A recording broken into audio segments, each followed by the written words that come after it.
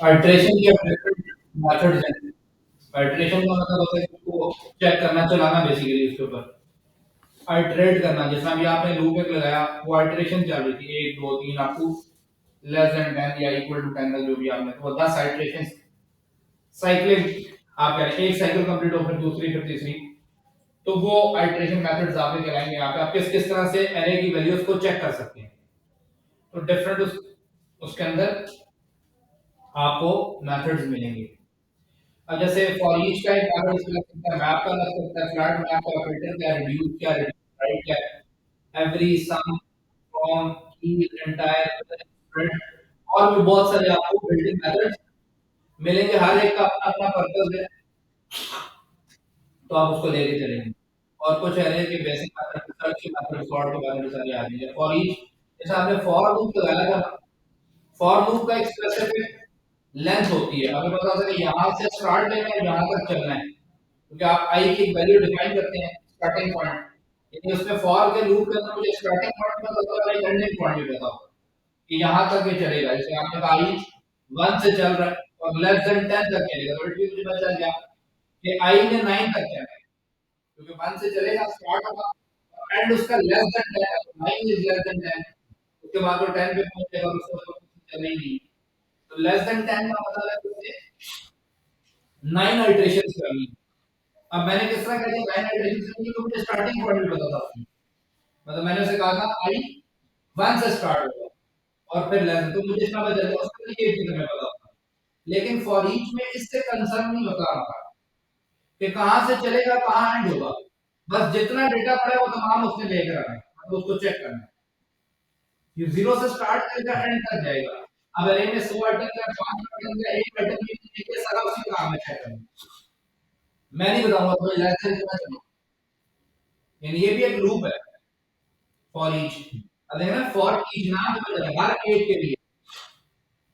अब कोई भी चीज अगर कहते हैं ये फॉर ईच, आप हर एक को ये देंगे, तो इसी तरह यहाँ पर भी जो एरे आपने बनाई है, उसका होता है कि हर पहले इंडेक्स से स्टार्ट करना और आखिर तक जाना है मुझे। हाँ, बीच में तो कंडीशन बहुत से लगाई हो, तो ये सेपरेट चीज है कि कोई अपनी लॉजिकल चीज को ब्रेक करवाया हो, तो वो एक अलग चीज है। लेकिन जो बेसिक उसका कॉन्सेप्ट है वही है कि वो 0 से स्टार्ट करेगा और फिर एंड तक चला जाए। बात याद है, मोटी मोटी बात समझ आ गई। अब इसको देख लेते हैं क्या किस तरह वर्क कर रहा है। आप जैसे देखें, the following method call the function, call the function का मतलब है कि ये देखिए हर एक अल्टरेशन के ऊपर ये फंक्शन कॉल करेगा नीचे वाला। मतलब यहाँ पे पहुंचा, उसने आपका ये आइटम उठाया 45, ये जो भी वैल्यू पड़ी थी 45 उसने उठाया, और उसने जैसे इसको मिला कि नंबर जो भी पहली चीज या दूसरी या तीसरी चौथी जो भी वैल्यू थी, वन बाय वन चेक करनी है ना। उसने जैसे पहली चीज उठाई, उसने ये वाला फंक्शन कॉल कर दिया, फंक्शन का नाम है बीच में, या आप नीचे देखें तो फंक्शन बना हुआ है, फंक्शन है जिसका नॉर्मल फंक्शन बनता है, पैरामीटराइज्ड है। अब ये मैं सेट नहीं करा हूं, देखिए मैंने किस मैथड में सेट किया है। ये ऑटोमेटिकली उसको पता है कॉलेज के साथ चलकर पहली वैल्यू होगी, मैंने कहा कि 45, फिर दूसरा इंडेक्स नंबर होगा, तो किस इंडेक्स की वैल्यू ये, और तीसरी चीज क्या होगी, जिस एरे में से डेटा आप उठाना है, ये ऑटोमेटिकली उसको बता देगा। वो बैकएंड में काम है उसके, मैं नहीं बता रहा इसको। समझ आ गई बात? तो ये बेसिकली इसके अंदर काम मतलब देखें, call the function, call back function, call back function मतलब कि जैसे एक काम करने को कहा है, साथ ही वो फंक्शन दूसरा कॉल करेंगे, और ये हर एक वैल्यू उठाओ और साथ ही एक फंक्शन को, अब इस फंक्शन में मेरी मर्जी का काम होगा, जो लॉजिक मैच है ये तो खाली टेक्स्ट में वैल्यू ऐड करता जा रहा है, कोई कुछ नहीं कर रहा, वही करता वैल्यू बाद जाके कहीं पे इसको रखा हो, तो डॉक्यूमेंट डॉट एचटीएमएल यूज करते हैं आप, element gate element ID dot HTML करके इक्वल टू टेक्स्ट कर देते हो, जो वैल्यू उस टेक्स्ट के अंदर रखी है वो वहां पे आपको डिस्प्ले मिल जाएगा, वो बात की चीज है। लेकिन यहाँ पर सिर्फ टेक्स्ट के अंदर वैल्यू कंकैटिनेट होती है। अगर आप इसको देखें तो क्या हो रहा है, यहाँ पे टेक्स्ट कहीं के ऊपर डिफाइंड है एम्प्टी, यहाँ पे पहुंचा उसके बाद टेक्स्ट जो भी प्रीवियस वैल्यू थी प्लस इक्वल टू, क्या मतलब कंकैटिनेट करो इसके साथ जो पुरानी टेक्स्ट की वैल्यू पड़ी हुई है, उसके साथ किसको कंकैटिनेट करो? वैल्यू को। वैल्यू क्या है? ये जो मिल रहा है ये क्या है? ये वही वैल्यू 45। ये उठाएगा ऐसा, फिर आगे प्लस बी आर का टैग। अब ये बी आर का टैग किसके लिए इस्तेमाल हो रहा है? लाइन ब्रेक, अदरवाइज तो एक ही लाइन में चले ये आएगा। अब क्योंकि पहले सबसे पहले टेक्स्ट की बिल्कुल एम्प्टी थी, तो एम्प्टी स्ट्रिंग फिर 45 और बी आर का टैग आ गया। अब टेक्स्ट एम्प्टी नहीं रहा, अब टेक्स्ट के अंदर सेव हो गया 45 और बी आर। अब जब नेक्स्ट इटरेशन होगी तो 4 मिला, तो अब जब टेक्स्ट पे आएगा तो empty string plus 45 plus B R पहले से पड़ा हुआ है। अब वो कंकैटिनेट करेगा empty string plus 45 plus B R plus 4 plus B R, यानी वो प्रीवियस को साथ लेके चलता है। ये जो आपको हम पहले बता रहे हो, तो अब होपफुली आप ये कर सकते हैं। तो बेसिक 4 ईच लूप समझ आ गई कि क्या करता है वो। तो ये उसका प्रोसेस है फॉर ईच का, हर एक इटरेशन को उसने चलाना है। मतलब हमने किसी को स्पेसिफिक नहीं किया ना, हाँ मैं चाहूँ तो यहाँ ब्रेक क्लास तो अपनी लॉजिक बता दूं कि मुझे वैल्यू यहाँ पे 16 आ जाए तो लाइन ब्रेक वो लूप ब्रेक करना है, तो मैं फिर कंडीशन चेक करूंगा अपनी, तो मेरे कंडीशन के ऊपर बेस करेगा। क्लियर होगी बात? कोई मसला है इसके अंदर? अगर कोई कंफ्यूजन है तो आप पूछ लें या आगे चलें। ठीक है जी। अब वो कह रहे हैं कि note that the function taking arguments of the function. ये जो फंक्शन था उसमें तीन आर्गुमेंट। अब the item value, the item index array itself. Item value क्या थी? 45 4 9, ये आइटम वैल्यू है। आइटम इंडेक्स क्या है? 0 1 2 3 4, और एरे इटसेल्फ है नंबर्स जो उसने पास किए हैं। ये जो चीज थी, अब यहाँ पे देखो उसने क्या है कि हम इसके अंदर खाली वैल्यू भी पास कर सकते हैं। मुझे अगर इंडेक्सेस नहीं चाहिए तो मैं वो पास ही नहीं कर रहा हूँ, तो सिर्फ वैल्यू से अगर कंसर्न है तो मैं सिर्फ और सिर्फ वैल्यू ले लूँ। ठीक है, और एरे तो इसको पता ही होती है ना, और के साथ ये देखें कि एरे अटैच है। बात समझ आ रही है? तो वो आपके ऊपर, मतलब ये तीन चीजें आप पास कर सकते हैं, लेकिन वो उसमें ऑप्शनल होती है। वैल्यू मस्ट है ना, कि आपको उसकी वैल्यू चाहिए कि वो वैल्यू में आ गया है, तो वो वैल्यू मस्ट है आपका, कि भाई उस एरे के जो स्पेसिफिक वैल्यू मिलेगा वो है क्या, एलिमेंट है क्या, तो वो मैंडेटरी है। बाकी रिजल्ट बिल्कुल सेम आएगा, आप देखेंगे कोई डिफरेंस है उसमें? कोई डिफरेंस नहीं है ना, तो उसमें भी उसने वैल्यू उठाई, इसमें भी उसने वैल्यू उठाई। हाँ, अगर आप यहाँ पर आए और आप इसके साथ ऐड करना चाहेंगे भी, आपके मेरे पास वैल्यू के साथ साथ मुझे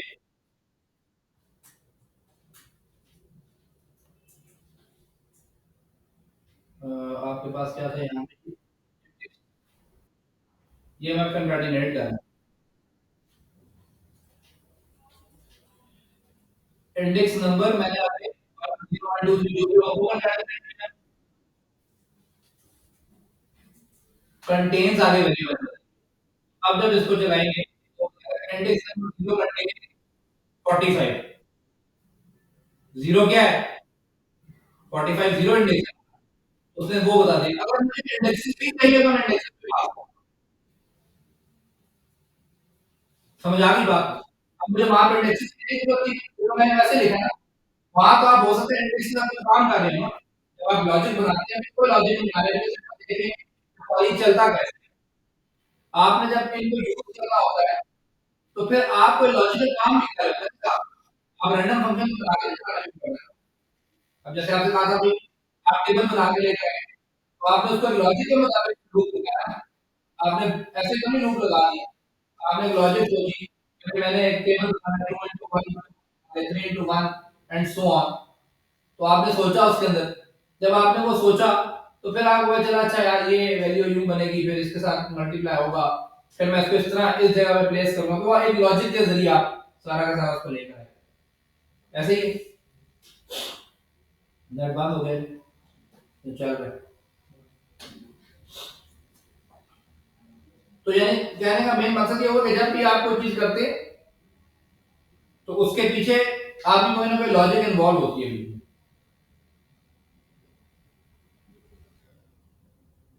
देखते हैं लाइट आती है या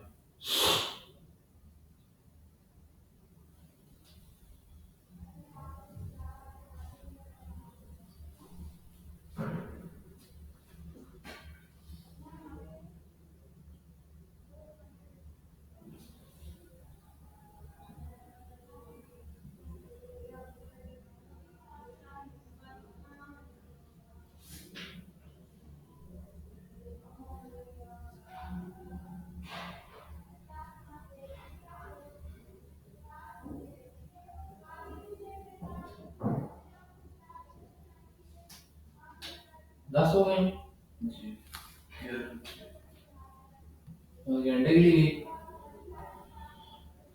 बैकअप नहीं है। पता नहीं कोई जनरेटर तो है यार ऊपर में।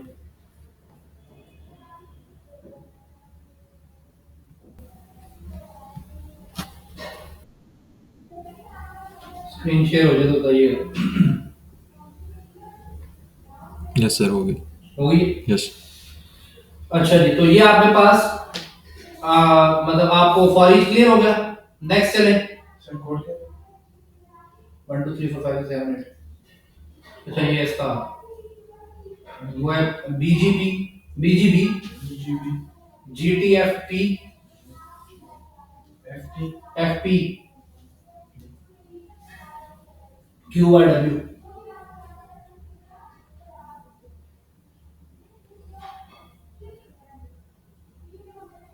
रीजॉइन करना।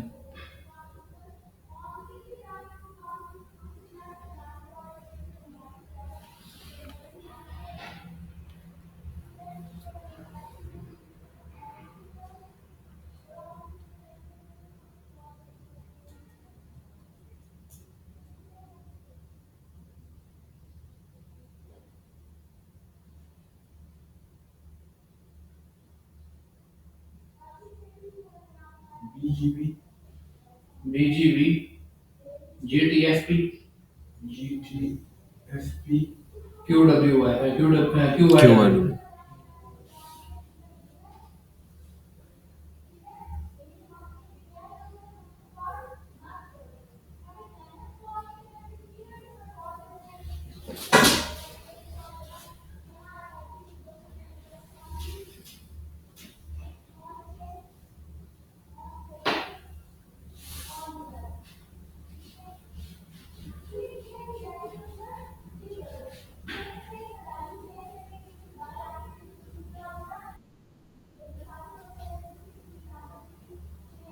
अच्छा जी, तो फॉर ईच क्लियर हो गया था।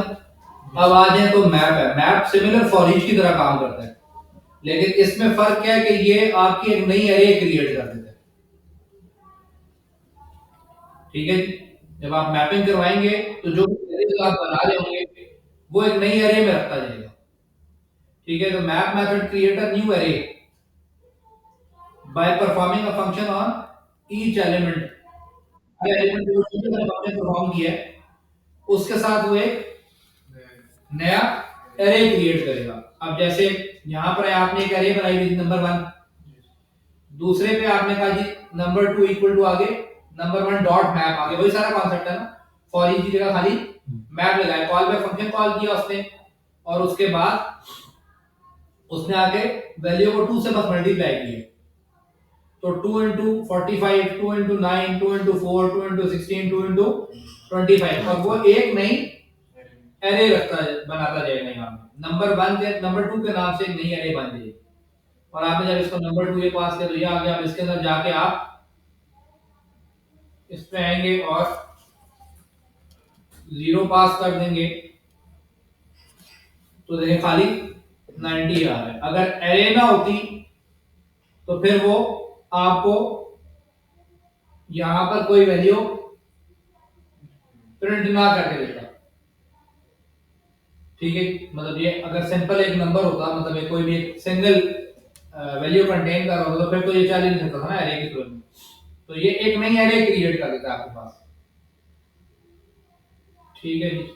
तो ये आपके पास वही है। इसी तरह ये भी आर्गुमेंट्स जो है 3 लेता है, एक वैल्यू, एक इंडेक्स और एक एरे इटसेल्फ, बाकी आपकी मर्जी है कि आप कौन सा इसको वैल्यू इसमें बस मैंडेटरी होता है, बाकी आप ओमिट कर सकते हैं, छोड़ सकते हैं, वो इशू नहीं है। इसी तरह नेक्स्ट आ जाए तो फ्लैट मैप के जरिए आप काम कर सकते हैं। Flat map method first map all elements to an array, then create a new array by flattening the array. यानी वो क्या करता है, आपके पास जो भी एरे है उसका क्या करेगा, मैप करेगा सारे एलिमेंट को एक एरे के अंदर, जिस तरह मैप वाला ऊपर काम होता है। ये फ्लैट फ्लैट मैप का मतलब है कि वो अगर आपके पास मल्टी डायमेंशनल एरे भी बन रही है तो ये उसको सिंगल डीप में कन्वर्ट करेगा। यानी अगर मल्टीपल उसके अंदर बन रहे हो तो उसको फ्लैटन कर देता है, यानी वन डी में कन्वर्ट कर देता है, जैसा आप उस दिन भी फ्लैट का इस्तेमाल देखा हो। तो इसका बेसिक पर्पस वो है। अब आप इसको चलाएंगे तो ये सिमिलर वैसे ही काम करेगा, क्योंकि ये तो थी वन डी है ना। अगर इसके अंदर होती कि भाई एरे के ऊपर एरे होती हर इंडेक्स के ऊपर, तो ये उसको भी कन्वर्ट कर देता बाद में सिंगल डी एरे के अंदर। ठीक है, तो इसका बेसिक ये काम होता है। अब ये देखें, सिंपल वही इसने काम किया और ये इसने शॉर्ट फॉर्म एक किस्म की लगाई है कि यहाँ पे फ्लैट मैप का मेथड चला। एक्स क्या है, एक्स वो एरे का एलिमेंट है वन, वो उठाया और उसने कहा जी इसको 2 से मल्टीप्लाई कर दो। वो इससे मल्टीप्लाई करवा के न्यू एरे में रखा गया। फिर आया नेक्स्ट वैल्यू, उसको फिर नेक्स्ट, तो वो सारा करने के बाद इसने एक वन डी एरे क्रिएट किया और उसको प्रिंट करवा दिया। तो नाम से पता चल रहा है कि वो फ्लैटन कर रहा है उसको। ठीक है जी। उसके बाद यहां पर आ जाए तो फिल्टर, फिल्टर आपको नाम से पता चला कि आप कुछ ना कुछ फिल्टर करना चाह रहे हैं। जैसे मैंने कहा था कि आप अपनी मर्जी से उसको ब्रेक करेंगे या कुछ भी आप अपनी लॉजिक लगा सकते हैं। तो ये क्रिएट, ये भी आपकी क्या करता है, एक नई एरे क्रिएट करेगा। ठीक है जी। और फिर आपके पास है, अब आपने यहाँ पे फिल्टर क्या लगाया कि आप चाह रहे हैं कि जो वैल्यू ग्रेटर देन 18 है। अब आपने अपनी मर्जी का फिल्टर लगाया, तो आपने उसे कहा कि मैं फिल्टर का मेथड कॉल करना है और इसमें से भी जो डेटा आप लेकर आ रहे हैं वो उस फंक्शन के अंदर जाके वन बाय वन चेक करेगा कि ये आपकी जो एरे आ रही है उसमें जो वैल्यू आपने पिक की है, अगर तो ग्रेटर देन 18 है तो वो उसको वापस रिटर्न करेगा, अदरवाइज वो रिटर्न ही नहीं करेगा। ठीक है जी। यानी आप आए, आपने आगे वैल्यू दी, वैल्यू ने आगे चेक किया greater than 18, yes greater than 18 45 था, तो रिटर्न हो गई और फिर जाके इसमें सेव कर दी। नेक्स्ट वैल्यू है 4 not greater than 18, 9 is not greater than 18, 16 is not greater than 18, 25 is greater than 18, yes. तो 25 उसने वहां पर रिटर्न करवा दिया। तो अब यहां पे जाकर देखें तो 9 ही वैल्यू सिर्फ आपको मिल रही है, बाकी नहीं मिल पा रही। क्लियर होगी बात। तो इसी तरह के ये मेथड्स हैं, इसको आप अपने उसके एक दफा चेक कर लें, जो भी मतलब इतने को डिफिकल्ट नहीं है। ठीक है, इसको आप देख सकते हैं वन बाय वन, तो आपको ये चीजें जहां पर ना समझ आए वो आप आके डिस्कस कर लें, क्योंकि अब ये सारे मेथड्स हैं इसके। तो आप इसको, अब रिड्यूस का नाम समझ चलेगा, किसी तरह इसको रिड्यूस करेगा तो वो सारी वैल्यूज को प्लस माइनस करके कुछ ना कुछ करके सिंगल वैल्यू में कन्वर्ट कर रहा होगा। अगर इस पे देखें तो इस पे वो क्या कर रहा है जी, आपके पास रिड्यूस दे रहा है। अब देखो उसने टोटल एक लिया है कि अभी टोटल उसकी जो भी वैल्यू है वो लेनी है, उसके अंदर वैल्यू प्लस करता जा रहा है ना। तो इनिशियल एक किस्म में 0 होगी, फिर वैल्यू इंडेक्स और वो चीज। अब वैल्यू है 45 प्लस टोटल, तो जो भी टोटल में पड़ा था उसके अंदर 45 ऐड हो जाएगा। फिर जो वैल्यू आएगी टोटल में, यानी आप समझ टेक्स्ट में कंकैटिनेट कर रहा था ना, इसी तरह टोटल की एक वैल्यू उसने समझ 0 सेट की हुई है इनिशियली। 0 प्लस 45 45 हो गया, 45 प्लस 4 49 हो गया, फिर आगे 9, फिर 16, फिर 25, वो प्लस करते करते रिटर्न करता जाएगा। और आपके पास जैसे रिटर्न होगी वो एक सिंगल वैल्यू आपको रिटर्न बना देगा। समझ आ गया। इसको प्लस कर ले तो ये 99 ही बनता है।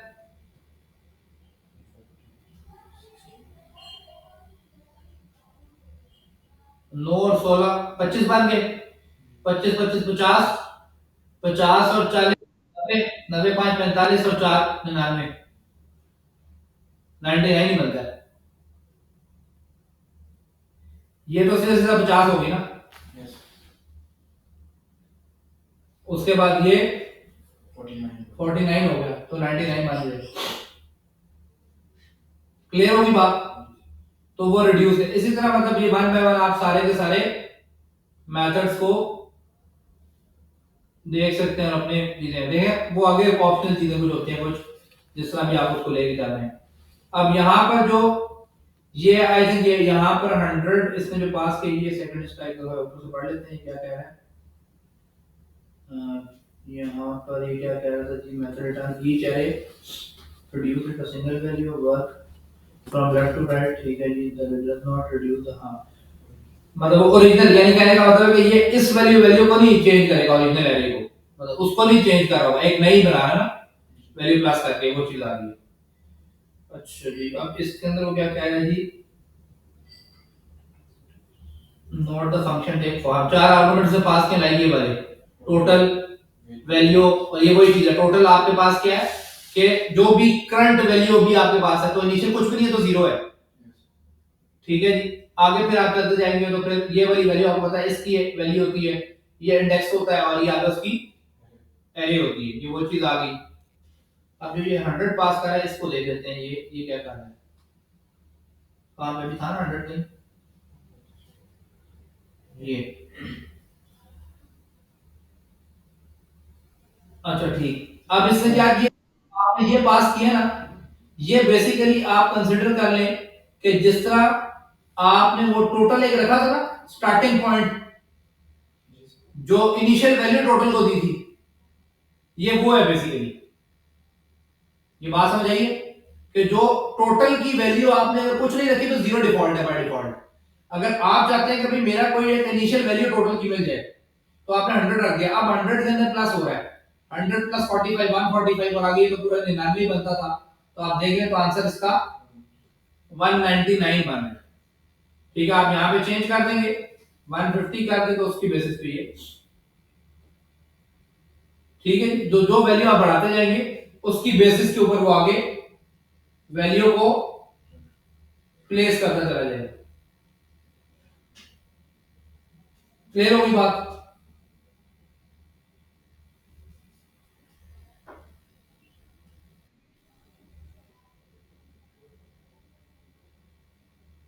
रिड्यूस राइट, ये तो वैसे वो लेफ्ट टू राइट चलता था, ये राइट टू लेफ्ट चलेगा बस, आंसर सेम होगा इसका, आंसर सेम है। अब ये वाले में और इसमें फर्क क्या है ये देखेंगे, अगर आपने ये लाइन पढ़ी हो ना, लेफ्ट टू राइट चलता है। लेफ्ट टू राइट का मतलब क्या है, ये 45 प्लस 4 प्लस 9 प्लस ये, वो जो चलेगा वो राइट टू लेफ्ट 25 16 वो इस तरह पिक करेगा। अब इसमें दोनों में डिफरेंस क्या हुआ, क्योंकि लाजमी अब ये नहीं है कि मैं नंबर्स ही हूं, कुछ और भी तो अरे में वैल्यू हो सकती है ना, हो सकती है कि नहीं, या हमेशा नंबर ही होंगे, नंबर्स तो नहीं हो सकते ना, लाजमी बात तो नहीं कि नंबर ही होंगे, अरे में नेम भी तो हो सकते हैं, तो नेम प्लस करवाएंगे तो कंकैटिनेट हो जाएंगे। मतलब रिड्यूस करने का मतलब होता है ना कि आप उसको फुल फ्लैज अरे ना रखिए, एक सिंगल वैल्यू कन्वर्ट कर दें। रिड्यूस का यहाँ पे ये मतलब है बेसिकली।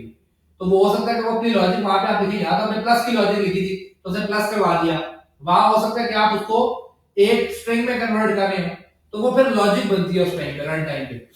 तो वो उस तरह करके आप कुछ ना कुछ तो लेफ्ट टू राइट आप चेक कर रहे हैं भाई कि कहां पे वो वैल्यू आ रही है, तो वो वैल्यू पे करके आप मतलब उसको लेके चल सकते हैं। तो ये जो ये वाला है रिड्यूस राइट, यानी राइट साइड से चलना स्टार्ट करना है इसमें, बाकी सारा काम वैसे का वैसे ही चलेगा।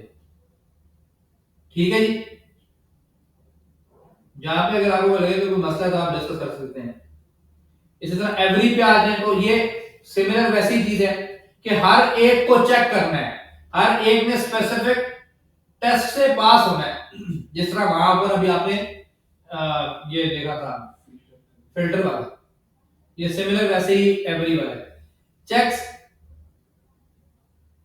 इफ ऑल एलिमेंट पास, यानी कि अगर सारे एलिमेंट उसके पास होंगे। देखिए जो यहां पर आ रहा है इस पे आके वो आप वैल्यू इंडेक्स और एरे पास कर रहा है, उसने कहा वैल्यू इज ग्रेटर देन 18, तो ये आपको रिटर्न करेगा। ठीक है, आप आएंगे, आप इसको चेक कर लेंगे, तो सबने तो नहीं हुआ ना 18, या सब हुए? ये बात समझ आई आपको? एवरेज से क्या मतलब है? फिल्टर का मतलब था कि फिल्टर करते जाओ और जो जो वैल्यू आ रही है वो उठा के नई एरे में रखते जाओ। एवरी का मतलब है तमाम का वो टेस्ट पास करना जरूरी है। डिफरेंस समझे दोनों में। जब आपकी नीड हो कि मेरी तमाम वैल्यूज एक स्पेसिफिक क्राइटेरिया को फुलफिल करें तो एवरी यूज करते हैं। तो आप देखना चाहते हैं कि भाई कुछ कंटेंट ऐसा होता है कि लाइक वो अडल्ट्स के लिए है, तो आप उस पे अक्सर देखते हैं तो वो जाते तो पहले आपसे पूछता है कि आपको वो रेटिंग है या नहीं। लाजमी नहीं कि अजीबोगरीब कंटेंट हो, कुछ कंटेंट वीडियोस भी ऐसे जिसमें फॉर एग्जांपल क्रिमिनल एक्टिविटीज के बारे में वो बता देते हैं क्या है, तो वो बच्चों को नहीं दिखा सकते क्योंकि एक नेगेटिव इंपैक्ट पड़ता है उन पे। तो वो इसमें से पहले क्या कहते हैं कि अगर आप ये कंटेंट देखना चाहते हैं तो आपका ओवर रेटिंग होना जरूरी है, या खुदा ना खास्ता कहीं पे कोई फायरिंग कर रहा है तो वो बच्चों को नहीं, या कोई गेम्स ऐसी होती हैं जिसमें क्रिमिनल एक्टिविटीज या इस तरह की चीजें आती है, तो वो आपसे पहले पूछते हैं गेम इंस्टॉल करने से पहले कि अगर आप ओवर रेटिंग है तो फिर आप उसको खेल सकते हैं, अदरवाइज आप नहीं। ठीक है, तो क्योंकि मेडिकल साइंस के मुताबिक ये बात है कि जो इंसानी दिमाग है वो 18 ईयर के बाद इतना स्टेबल होता है कि वो चीजों को समझ सकता है। ये मेडिकल साइंस के मुताबिक है, ऐसे नहीं 18 साल रख दिया कि भाई ठीक है 18 साल का होगा तो जो मर्जी करे इंसान से, यानी उसका दिमागी जो एक हालत होती है वो इतनी स्टेबल हो जाती है 18 साल के बाद या 18 साल तक कि वो अपने अच्छे बुरे की तमीज कर सकता है। इस वजह से ये 18 का कॉन्सेप्ट है। ठीक है जी, तो ये अब आपने अगर कोई ऐसी चीज रखी है कि भाई तमाम की तमाम वैल्यूज इस फिल्टर को पास करेंगी तो आप ट्रू फॉल्स रिटर्न करेंगे इसको। समझा दी बात? तो अब इसने जब आया 45 तो था ठीक है, फिर 4 नहीं था तो यही समझ चल गया कि भाई सारी वैल्यूज तो नहीं होगी। ठीक है, क्लियर होगी बात कि एवरी का कब यूज है?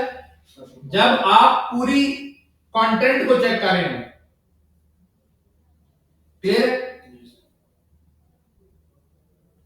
और बाकी सारी वही चीजें आ गई, ये क्या पास हो रहा है, इसमें तो कंफ्यूजन नहीं होगी ना अभी कि ये क्या चीज है। इसी तरह सम, अब सम से नाम से पता चल रहा है कि कोई भी अगर पास कर गया तो कह देंगे यस कुछ तो कर रही है ना, ये ट्रू रिटर्न करेगा अब इसमें, तो कुछ तो ओवर रेटिंग है ना।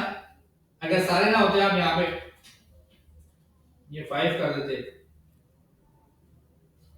इसको 2 कर देते, अब फॉल्स आता, तो कोई भी नहीं आया। अब एक आप कर देते,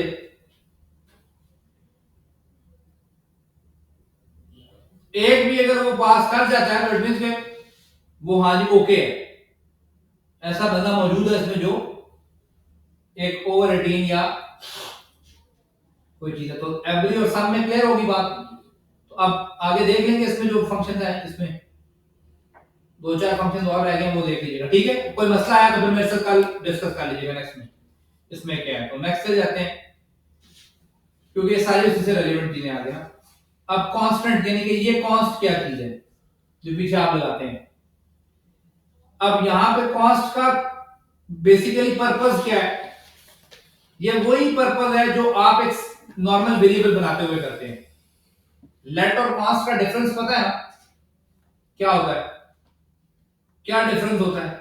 सर जो कॉन्स्ट है ये ना री असाइन होता है ना री डिक्लेयर होता है। लेट जो है वो री असाइन हो जाता है, री डिक्लेयर नहीं होता। ये डिक्लेयर नहीं हम उसको कर सकते हैं। तो वैसा ही है, एक ब्लॉक स्कोप है यानी स्पेसिफिक लिमिटेड एरिया के अंदर एक्सेसिबल है।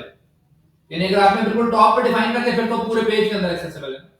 अगर एक फंक्शन में कर दिया तो वो एक फंक्शन के अंदर ही है, यानी करली ब्रेसेस के अंदर जहां पे भी आपने कर दिया तो वो उस ब्लॉक के अंदर एक्सेसिबल, लेट बी और कॉन्स्ट भी। ठीक है जी, तो it has become a common practice to declare array constant. Arrays वगैरह को नॉर्मली हम कांस्टेंट रख के डिक्लेयर कर रहे होते हैं। अब यहां पे क्या है, दोबारा नहीं असाइन कर सकते उसको नई वैल्यू। यानी कार्स के नाम से दोबारा कोई पूरी पूरी अरे नहीं असाइन हो सकती। बात समझ आ गई? एरेज आर नॉट कांस्टेंट, यानी एरे की वैल्यूज कांस्टेंट नहीं होती अंदर। अगर यही कांस्टेंट करती फिर तो मकसद खत्म हो जाता है। समटाइम हमें कोई नई चीज पुश करनी पड़ती है उसके अंदर, समटाइम कोई वैल्यू रिप्लेस करनी पड़ती है। तो इसका हल्के से ये मतलब नहीं है कि कांस्टेंट एरे की वैल्यूज कांस्टेंट हो गई हैं। मतलब ये होता है कि जो वेरिएबल बनाया उसको नई एरे नहीं मिल सकती या नई वैल्यू नहीं मिल सकती। हाँ, उसके अंदर जो एरे बन चुकी है उसकी लेंथ कम ज्यादा हो सकती है, उसके अंदर की वैल्यूज रिप्लेस हो सकती हैं, लेकिन इटसेल्फ वो पूरी की पूरी वैल्यू ही नहीं रिप्लेस कर सकते। नहीं कोई नई एरे दे दो उसको, मतलब पूरी वैल्यू ही चेंज पकड़ के कॉन्सेप्ट ही चेंज कर दिया, वो नहीं हो सकता। बात समझ आ गई? यानी बात समझ आई, यानी आप इनर वैल्यू चेंज कर सकते हैं। ये अगर ये पॉइंट ये वाली लाइन पढ़े ना आप, तो यहां से आपको ये बेसिकली क्या होता है कि सम टाइम जिस तरह अभी आपने बात की थी कि वो री डिक्लेयर नहीं हो सकता, ना ही री असाइन हो सकता है। तो इस री असाइन में ना लोग कंफ्यूज हो जाते हैं, वो समझते हैं कि शायद जो एरे के अंदर की वैल्यूज भी है वो भी री असाइन नहीं हो सकती। तो ये मतलब नहीं है, मतलब ये था कि जो वेरिएबल बनाया है वो वेरिएबल को कोई नई चीज नहीं असाइन कर सकते, क्योंकि बेशक मैं नई कोई चीज दे रहा हूं तो एरे की सूरत में है, तो वो तो उसके लिए एक नई वैल्यू बन गई ना। लेकिन जो पहले से एरे कंटेन कर रहा है वो उसके इनर पार्ट को वो चेंज कर सकता है। क्लियर होगी बात? ये अक्सर पूछा भी जाता है इंटरव्यू के अंदर कि एक कांस्टेंट को उसका क्या मतलब है जी। तो हम नॉर्मल यही बात करते हैं कि भाई ये फिक्स्ड हो गया, अब एरे को हम चेंज नहीं कर सकते। नहीं, ये बात गलत है। हम उस वेरिएबल की वैल्यू चेंज नहीं कर सकते, लेकिन इनर पार्ट ऑफ एरे जो करंट असाइन हुआ है उसके अंदर चेंजिंग कर सकते हैं। ये उसने यहाँ पे बता दिया, it does not define a constant array. ये कांस्टेंट एरे डिफाइन नहीं करता, it define a constant reference of array. यानी वो जो रेफरेंस बन गया कार्स, नेम्स या जो भी, अब उस चीज को कोई नई चीज असाइन नहीं हो सकती। ये बात क्लियर होगी ना अभी? ठीक है जी। Because of this we can still change the element of constant array. हम उसके एलिमेंट्स को चेंज कर सकते हैं। तो अब जैसे आप यहां जा रहे हैं, आप देखें पुश भी कर रहे हैं नई वैल्यूज के अंदर, आप ये 7 की जगह टोयोटा भी लिख रहे हैं। कार्स ऑफ 0 पे पहले क्या पढ़ा था? ये वैल्यू थी, आपने रीअसाइन की ना उसको, तो इनर पार्ट उसका चेंज हुआ है। फिर आपने पुश भी करवाया तो लास्ट पे नई वैल्यू ऐड भी हो रही है। तो अब जब आप इसको रन करेंगे तो ये 3 के बजाय 4 वैल्यूज कंटेन करेगा। बात ओके होगी? क्लियर होगी बात? कोई मसला? अगर ये चीज नहीं समझ आई तो फिर दोबारा बता दूंगा। आगे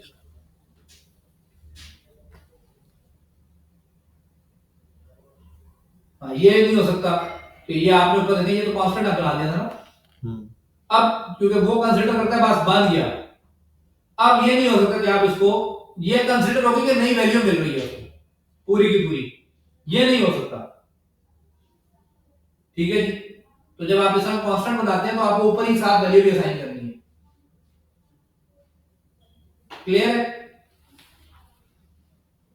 ब्लॉक्स को अभी मैंने आपको बता दिया कि ये एक अलग एरिया है, ये एक आपने ब्लॉक क्रिएट कर दिए, इसके अंदर बना रहे हैं तो ये एक अलग एरिया है। इसको पिक करेंगे तो ये टोयोटा देगा यहाँ पे 0 पे, इसको पिक करेंगे तो ये 7 देगा, इससे बाय 0 को पिक करेंगे ये भी 7 देगा, क्योंकि मैंने आपसे कहा था जो टॉप ऑफ द पेज आपने डिक्लेयर किया वो through out the page accessible है। क्लियर होगी बात? तो ये चीज आती है इसके अंदर।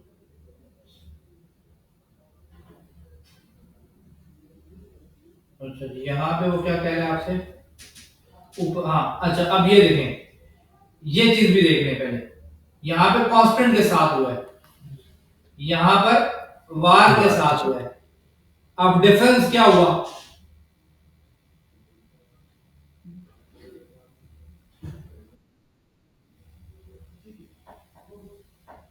सर ये ब्लॉक के अंदर वाला जो है ना, ये इसको एक्सेस कर देता है। जो ब्लॉक के अंदर एक्सेस नहीं कर रहा सर, वो ऑर्डर में चल रहा है ना कोड, तो जो उसने सबसे आखिरी वाला रन किया है वो ब्लॉक के अंदर वाला है, तो वो क्योंकि वार से क्या होता है कि वार कोई फिक्स नहीं हाँ कर फिक्स पाता, नहीं कर पाता। मतलब वो अलाउ करता है कि आप जब मर्जी रीडिक्लेयर करें, जब मर्जी इसको चेंज कर दें, कांस्टेंट अलाउ नहीं करता। तो अब आपने ऊपर वार से डिक्लेयर की थी, अब बेशक आके यहाँ पे तो ये कार ही था ना, तो अब उसने वैल्यूज ऊपर चेंज कर दी इसकी, वो वाली भूल गया वो, अब उसने नई वैल्यू कार्स को असाइन कर दी है। तो अब आप जब इधर बाहर आके इसको चेक करेंगे तो नई वैल्यू मिलेगी, प्रीवियस वो भूल चुका हुआ क्या है, कांस्टेंट नहीं रीअसाइन करने देता।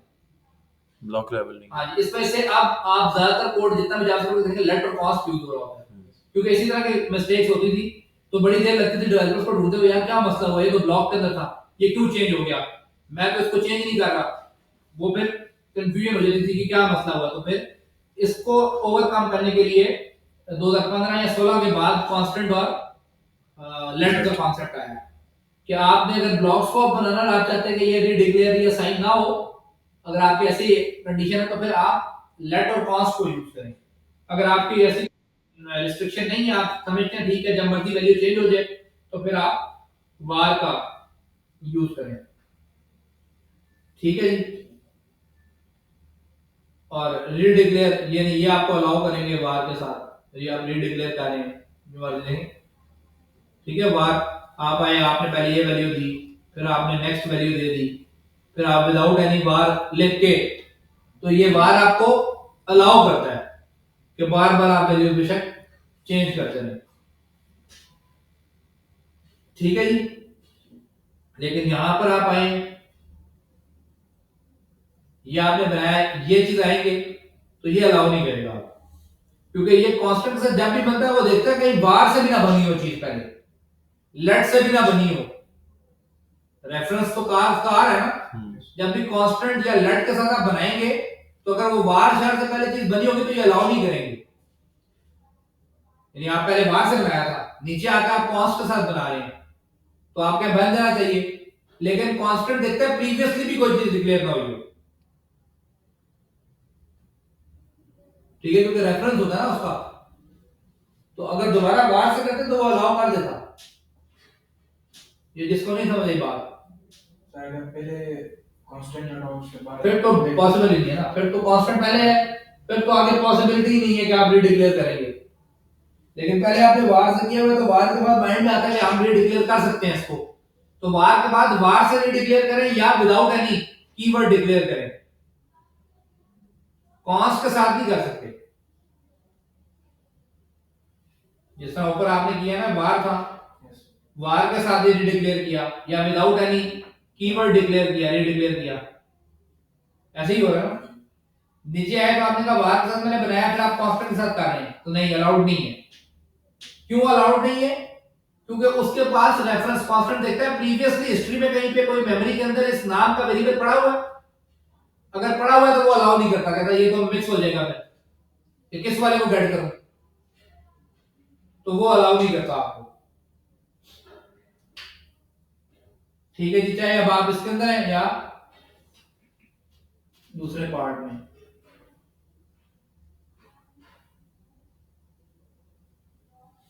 वॉइस नहीं आ रही, तो नेट ही बंद हो गया यहाँ पे, नो इंटरनेट कनेक्शन। वहां चल रहा है? हमारा वाला चल रहा है। नहीं, मेरी स्क्रीन शेयर हो रही है? यस सर, मगर वो अटकी हुई है। नहीं, वो तो मैं मूव ही कर रहा हूँ, हो रही है, हो रहा है। फोन से डिस्कनेक्ट हो गया। एक सेकंड।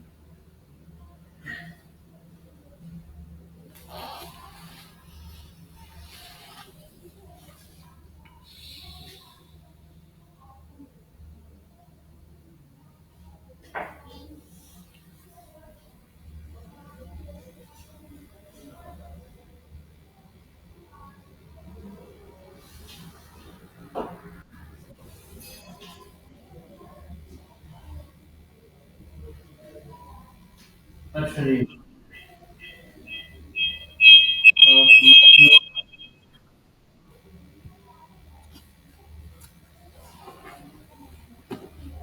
ये भाई क्लियर हो बात?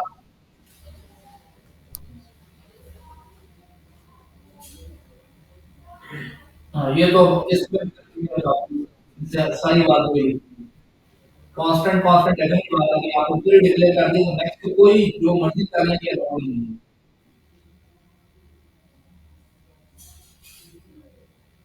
और नीचे बस वो ब्लॉक कॉपी करना है। अगर इसमें से कोई भी आप बताओ।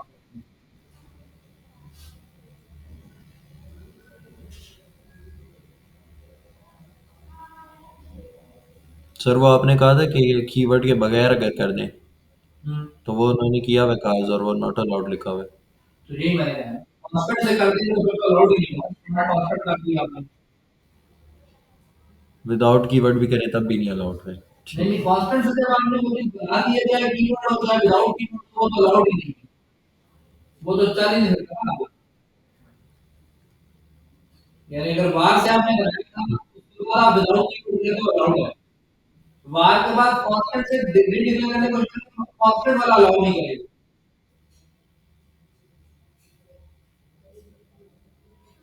और अगर स्टार्ट ही कांस्टेंट से किया फिर तो आगे जो अलाउ नहीं करेगा।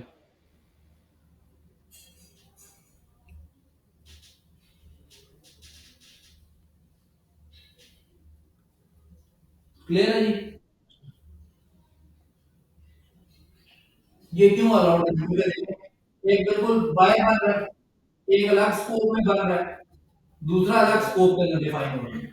तो जब स्कोप चेंज हो जाता है फिर आप जिस मर्जी नाम से दोबारा मेंशन कराते हैं क्योंकि उसकी एक्सेस ही नहीं है इसके अंदर दूसरे वाले की। तो ये एक अलग ही स्कोप। तो स्कोप चेंज हो गया तो डिक्लेयर और रीडिक्लेयर रीडिक्लेयर तो होता ही नहीं जब स्कोप चेंज हो गया तो दोबारा से एक नई चीज ही बन गई। ठीक है जी। क्लियर होगी बात कोई मसला। और अगर कंप्लीट रेफरेंस देखना है तो ये तो एक बेस होती है ना आपके पास। अब इसके डिटेल में जाना चाहें तो फिर वो ये भाषा चीजें और होती हैं। वो फिर आप जितना जितना काम करते जाते हैं रन टाइम पे आपकी यूज जाती है आप उसको लेके चल सकते हैं। तो कंप्लीट रेफरेंस में बहुत सारी कोई चीजें ऐसी होंगी तो आप उसको लेके चल सकते हैं। तो अब आप इसी तरह इसकी काम इस तरह कर सकते हैं कि आप अपने पास कोई डेटा लें उसको लूप में कन्वर्ट करें उसको लगा के देखें क्या हो रहा है। जैसा कंसोल में आपने कराया करना है वो चीजें क्या बना के देना है। तो इस तरह करके आप चीजें सीखेंगे कि आपने कोई भी छोटी सी बनाई है तो भाई मैं ये करने लगा हूं, अब मेरा काम इसके ऊपर ये चीज़ को क्या इम्प्लीमेंट करूं इस पे तो लॉजिक बिल्डिंग ये होती है। कोई भी टास्क आप अपने लिखा है कोई लॉजिकली यहाँ पे टेबल प्रिंट करवा के लेके आए तो वहां पर आपको लॉजिकली सोचना था कि मैं फ्रंट पे कैसे लेके आऊंगा उस सारे पार्ट को। अब मैंने आपसे कहा था कि बच्चा आप लिस्ट के we are the simple print करना वो आपकी लॉजिक थी कि आप किस फॉर्मेट में प्रिंट करवाना चाहते हैं। टेबल के फॉर्मेट में चाहते तो जाहिर सी बात है टॉप ऑफ दी लूप यानी लूप से भी बाहर टेबल ओपन करना पड़ता लूप से एंड पे टेबल को क्लोज करना पड़ता विद इन अ लूप आपको टीडीज क्रिएट करनी पड़ती तो फिर वो जाके उसके अंदर आपका काम होना था। तो वो इस तरह करके आपकी लॉजिकल चीज बनती है कि भाई आप कैसे कैसे चीजें बना सकते हैं और कैसे इसको आगे लेके चल सकते हैं। ठीक है जी मैं थोड़ी सी कोई एग्जांपल यहाँ पे ले देता हूँ जिससे हमें आइडिया आ जाए कि हमने वो टेबल कैसे बनाना है। फॉर एग्जांपल यहाँ पे बना लेते हैं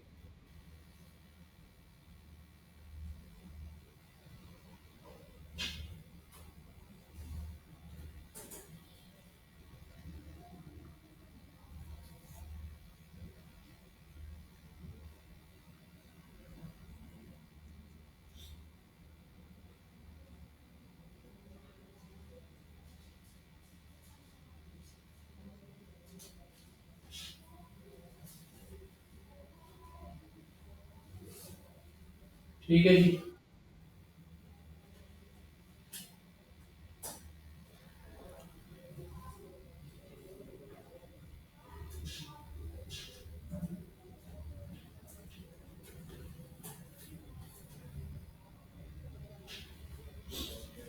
ये आपके सिंपल सा क्रिएट हो गया।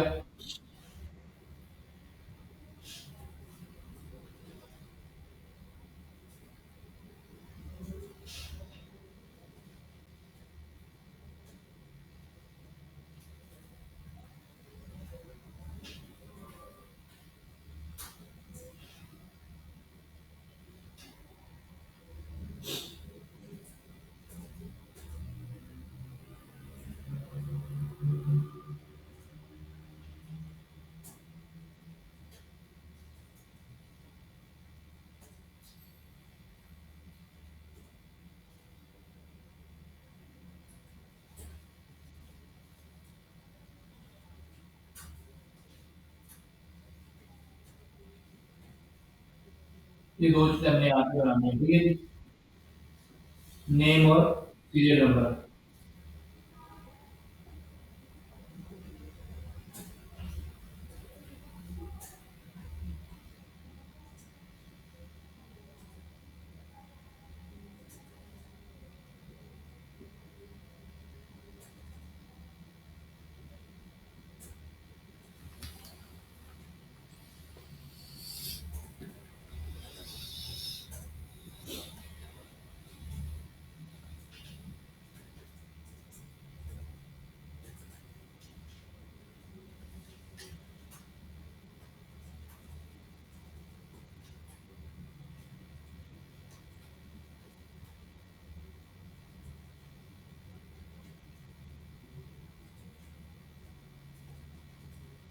कुछ भी नेम्स दे दिए आपने, ये कोई 4-5 नेम्स हमने एरे बना लिए।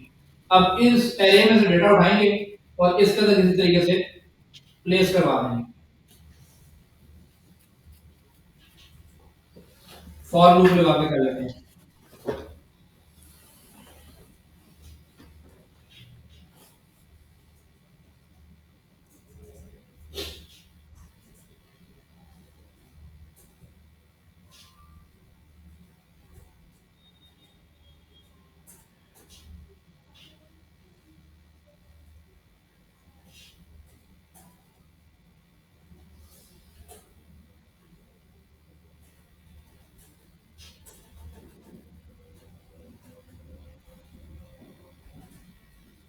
वेरीफाई कर लेते हैं सही दे रहा है या नहीं। ठीक दे रहा है जी, 5 ठीक हो गया जी।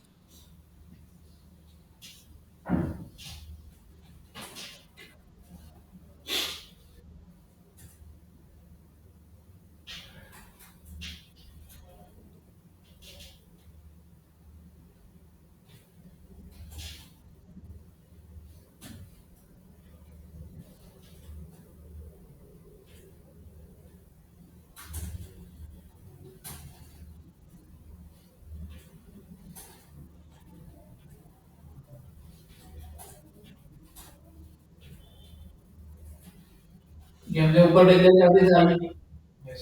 इसमें से यहाँ पे रेड नहीं लिखा, जस्ट आई लिखा, तो आई 0 पर डिक्लेयर हो गया। फिर लेंथ ऊपर कैलकुलेट कर ली, तो आई लेस देन, अदरवाइज पूरी की क्या आप इससे भी स्पीड में फर्क पड़ता है, इसमें तो ऑफ दी पेज हम को डिक्लेयर कर लेते हैं। ठीक है जी। अब यहाँ पे जाके आप अपने पास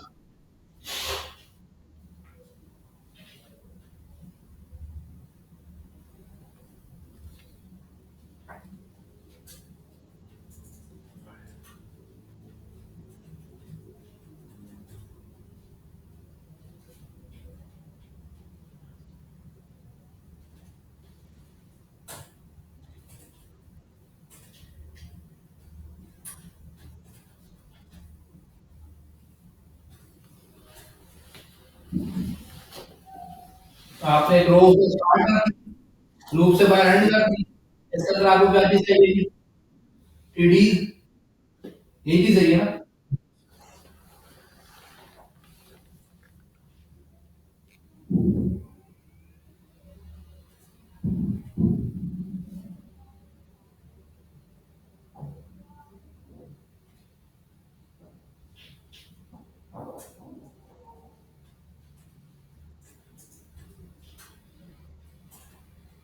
एक कॉलम बनेगा जिसमें चाहिए।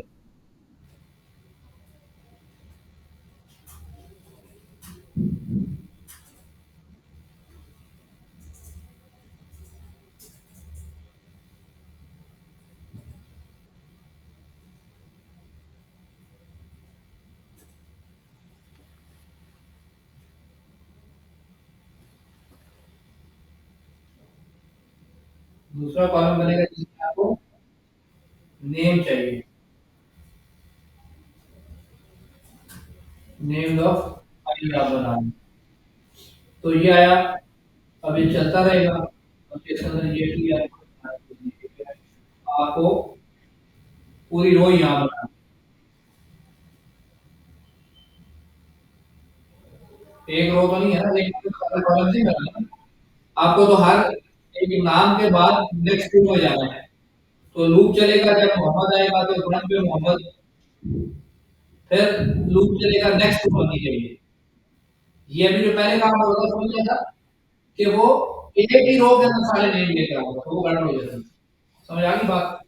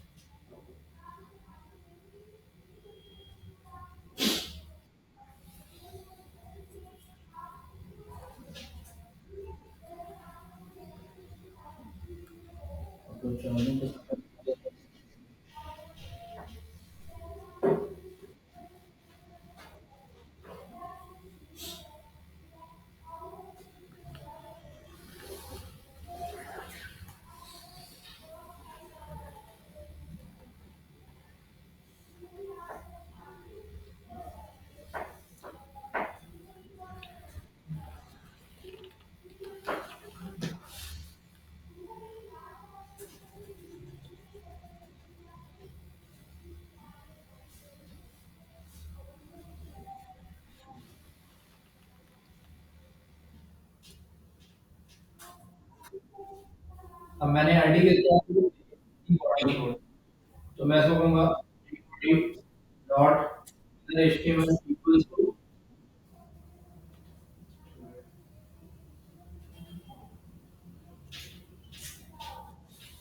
तो ये पूरा का पूरा वो प्रिंट कर देगा।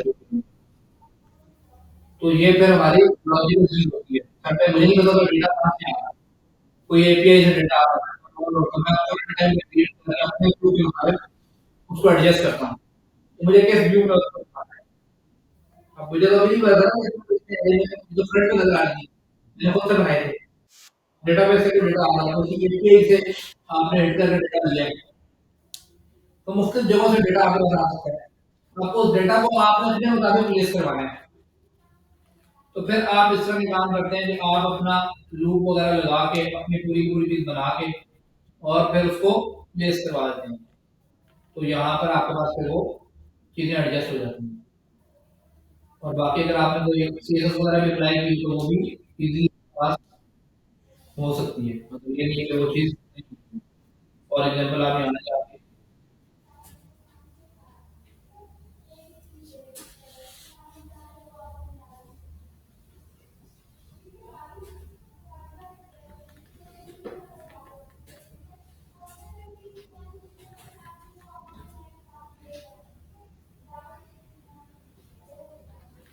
तो वो आपके इम्प्लीमेंट वैसे ही चीजें होंगी। क्या आपको कह देंगे 60% है आप मार्जिन ऑटो, तो स्टैंडर्ड लाइन हो जाएगा। फिर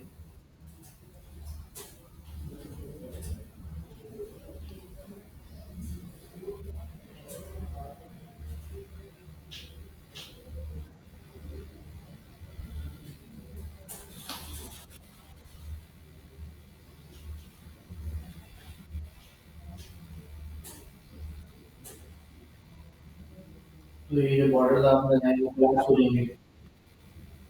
थोड़ा थोड़ा डिफरेंस आ रहा था, तो इस हिसाब से आप इजीली कर सकते हैं। यहाँ जाकर कि हेड है कि हेड को आप पैडिंग दे रहे हैं, फॉर एग्जाम्पल कलर ऑरेंज,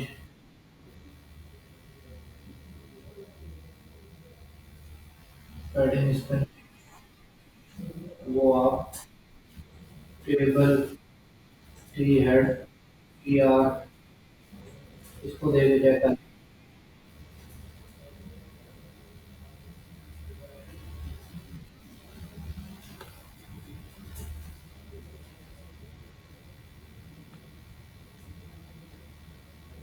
तो इस तरह करके आप कोई भी एडजस्टमेंट्स कर सकते हैं। इसी तरह आप जाएँगे,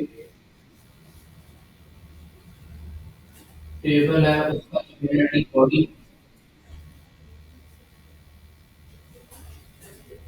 टी बॉडी के अंदर क्या है टीआर, टीआर के अंदर nth चाइल्ड P1,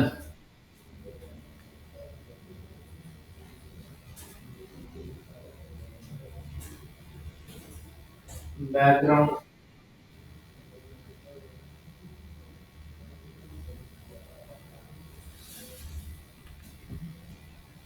P1 रोज जितनी हो जाएगा। ठीक है जी, आप अपनी मर्जी किसी में भी आप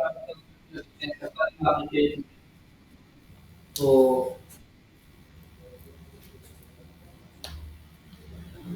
रीड कलर मैंने रीड स्पेसिफिक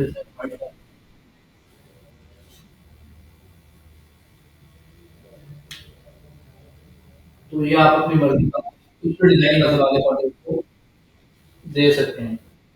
और अगर इसके अंदर कोई नहीं तो वो और भी इसके अंदर ऐड अप करता जाएगा।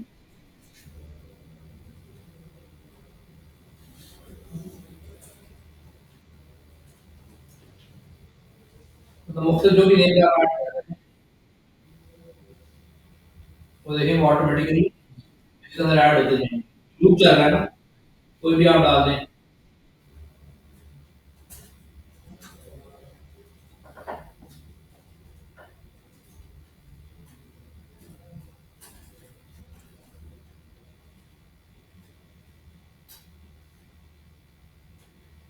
मुख्तलिफ कोई भी नेम आप ऐड करते जाएंगे, वो उसके मुताबिक ऑटोमेटिकली ऐड होते चले जाएंगे। तो वो कोई इस तरह का नियम नहीं है कि आप आज में नेम ऐड होते जा रहे हैं, उसके मुताबिक लूप लूप चलेगा और वो ऐड कर लेगा। तो ये बेसिकली आप इस तरह के चीजें इम्प्लीमेंट करवा सकते हैं। तो जिस तरह के भी आपको रूल चाहिए आप उस तरह के रूल बना सकते हैं। उसके लिए आपने बैक ऑटोमेटिकली यहाँ पे आएगा तो वो चीज आपके सामने बनाता जाएगा। अब इसी तरह के छोटे छोटे टास्क आप अपनी मर्जी के परफॉर्म करें जिससे आपको आइडिया से आपने डेटा को डेटा कैसे मैनिपुलेट करना है, किस तरह चीजें ला सकते हैं आप इसमें। तो इससे आप जितना खुद से करेंगे ना उतना ज़्यादा आप सीख सकते हैं। ये आपको एक ओवरव्यू दिया जा सकता है यहाँ पे, ये चीज़ ऐसे बनाई जाएगी या ये चीज़ इम्प्लीमेंट करने का तरीका है यहाँ। उसको अपने मुताबिक एडजस्ट करते जाना, वो सारा आप के ऊपर है। आप उसको डिफरेंट टास्क आप दें, आप बहुत सारे टास्क ये तो छोटा सा टास्क बने आप इससे रेलेवेंट बहुत सारे आप कंडीशंस लगाएँ। अब आपको फॉर्म में से डेटा जनरेट करना है, तो बहुत सारी चीज़ें फॉर्म को तो काम किया आपने तो फॉर्म आप सबमिट करें, वैलिडेशन लगाएँ, आप पढ़ चुके हैं ना? आप उसकी वैलिडेशन लगा सकते हैं कि अगर ये रेगुलर एक्सप्रेशन भी पढ़ी है, पढ़ी है ना रेगुलर एक्सप्रेशन? तो उसके जैसा कि भाई होना चाहिए, उसके अलावा कोई चीज़ आती है, फिर आप देख सकते हैं कि उसके अंदर लेंथ होती है, 11 डिजिट होते हैं मोबाइल नंबर के, 11 डिजिट ज़्यादा से ज़्यादा दें। तो ये तमाम काम आप वैलिडेशन के बाद इस तरह के छोटे-छोटे टास्क करेंगे, फिर आपको समझ आ जाएगी कि मुझे ये चीज़ें और सबमिट के ऊपर आपका होगा। जैसे ही सबमिट करेंगे, वो इसको पिक करेगा, जहाँ कोई एरर होगा रिटर्न फॉर्म से कोई एरर नहीं होगा रिटर्न कर देगा फॉर्म सबमिट कर देगा। अदरवाइज़ वो फॉर्म सबमिट नहीं हो सकेगा। कॉल्स आए तो एरर्स होंगे, वहाँ पर आपके एरर भी प्रिंट करवा देगा जहाँ आपने एरर्स रखे होंगे। तो ये तमाम चीज़ें होती हैं, आप फिर इसके प्लेन बने मिल जाएंगे आगे आपको। जेक्यूरी पढ़ चुके हैं आप? यस। हाँ, बस उसके बाद मतलब जेक्यूरी तो जावास्क्रिप्ट कंप्लीट होने के बाद ये जावास्क्रिप्ट समझ आ गई तो जेक्यूरी इसी में मिल सकती है। तो उसके फिर बने बनाए क्लासेस जुड़ जाते हैं। वो आपको कोड मिल जाता है, लाइब्रेरी ऐड करते हैं उसकी और जिस तरह से बताया आपने वो आप आईडी या जो भी वो ऐड करके पहले जो बना होता है, वो ऑटोमेटिकली वो चीज़ें इंप्लीमेंट कर देता है उसमें। तो पहले बेस आपकी बेसिकली स्ट्रांग होनी चाहिए। तो अब देख लें, आपको कोई भी क्वेश्चन करना है तो आप इससे रिलेटेड पूछ सकते हैं।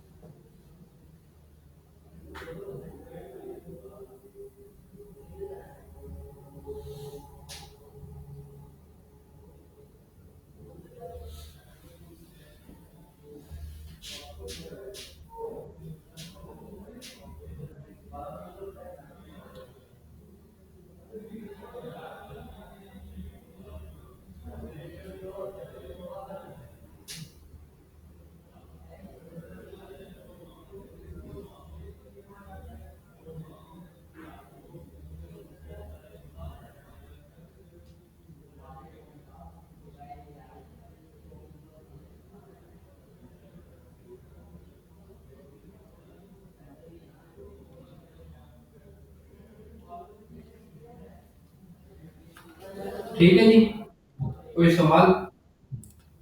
कोई नहीं।